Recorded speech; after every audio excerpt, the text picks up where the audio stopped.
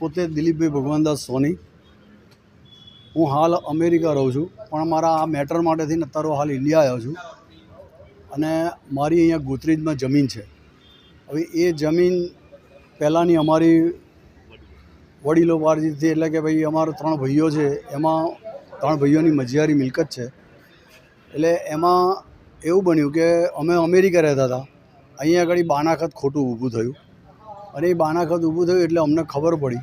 એટલે અમે અહીંયા એ પહેલાં અમારી જોડે કેસ ચાલતો હતો, એ કેસ ચાલતો હતો એમાં પછી આ બાનાખત આવ્યું વચ્ચે, એટલે અમે પછી અહીંયા આગળ કોર્ટમાં હું અહીંયા આવ્યો તે પહેલાં એવું બન્યું કે મારી પર પોલીસ ફરિયાદ ફાડી ખોટી, કે જે મારી પર પોલીસ ફરિયાદ, મારી જમીન મારી મિલકતને મારી પર જ પોલીસ ફરિયાદ કરી। આ જે બોગસ બાનાખત બનાવ્યું હતું એનું નામ છે ભૂપેન્દ્ર શાંતિલાલ શાહ અને મયુરિકાબેન પ્રવીણભાઈ પટેલ કરીને છે। એ બે જ હાલ, એ મયુરિકાબેન હાલ અમેરિકા રહે છે। હવે એ લોકોએ ગમે તે રીતે કરીને આવું બોગસ બાનાખત બનાવ્યું। એ બાનાખત પછી અમારે અહીંયા કોર્ટમાં રજૂ કરવાનું કીધું તો રજૂ નહોતું થતું, તો પાછળથી રજૂ થયું।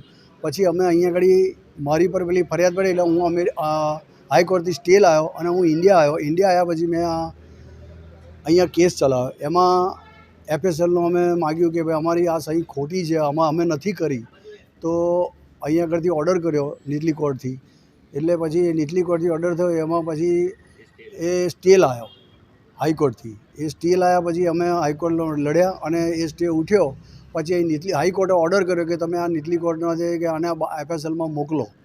એટલે અમે FSLમાં મોકલ્યું। FSLમાં મોકલ્યા પછી આ અમારું FSL અમારી ફેવર થયું।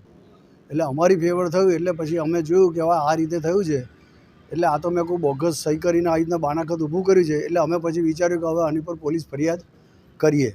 એટલે અમે પછી આ પોલીસ ફરિયાદ કરી। એટલે પોલીસ ફરિયાદમાં અમે પહેલાં અહીંયા CPને મળ્યા, તો અમને કહેતા તમે ફરી CP સાહેબને અમે અરજી આલી।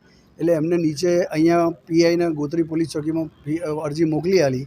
પછી અહીંયા આગળથી અરજી પાસ કરી સાહેબે અને પછી એમને મોકલી ACPમાં મોકલ્યા। પછી ત્યાંથી મોકલી પછી વણઝારા સાહેબ કને, ત્યાંથી મોકલી પછી લીના પાટીલ સાહેબ કને, અને ત્યાર પછીથી આ CP કને પછી ફરી ગઈ।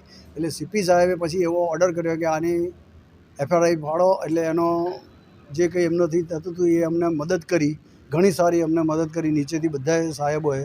અને પછી અત્યારે અમે એની આ ફરિયાદ ફાડવા માટે અત્યારે અમે અહીંયા આગળ આવ્યા છે। અને આ ભાઈ જે ભૂપેન્દ્રભાઈ છે એ આવા બધા જોડે કામ કર્યા કરે છે, ખોટા કામ થાય છે આ બધું। અને અમારી જેમ બીજા ના આવું કંઈ થાય એની અમને એક પોલીસ તરફથી એટલી અમને એ મળી છે આટલી જે સુવિધા, કે જેથી કરીને આ બધું ખોટું થાય છે તો અમને પોલીસે બહુ સપોર્ટ સારો કર્યો છે। અને અત્યારે અમારી પોલીસ ફરિયાદ અહીંયા ફાડવાની છે, એટલા માટે અમે અહીંયા હાજર થયા છીએ।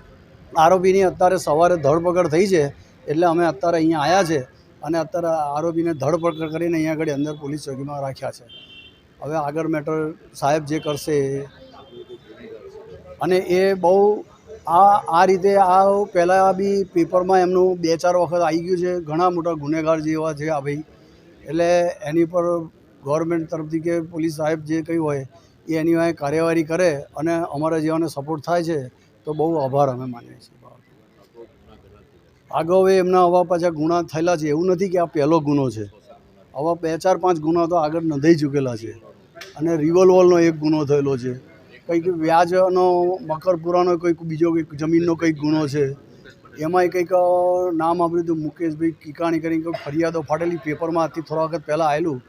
એટલે આ બધું આવું જ કર્યા કરે છે। એટલે જરીક અમે આ જીગડે એટલા માટે અમે અહીંયા આગળ હાજર થયા છે કે આ ગોત્રી પોલીસ છે કે ભાઈ અમારી આ FRI ફાડો અને આ પ્રમાણે અમને સપોર્ટ આપ્યો છે પોલીસમાંથી, તે ઘણો આભાર માનીએ છીએ અમે।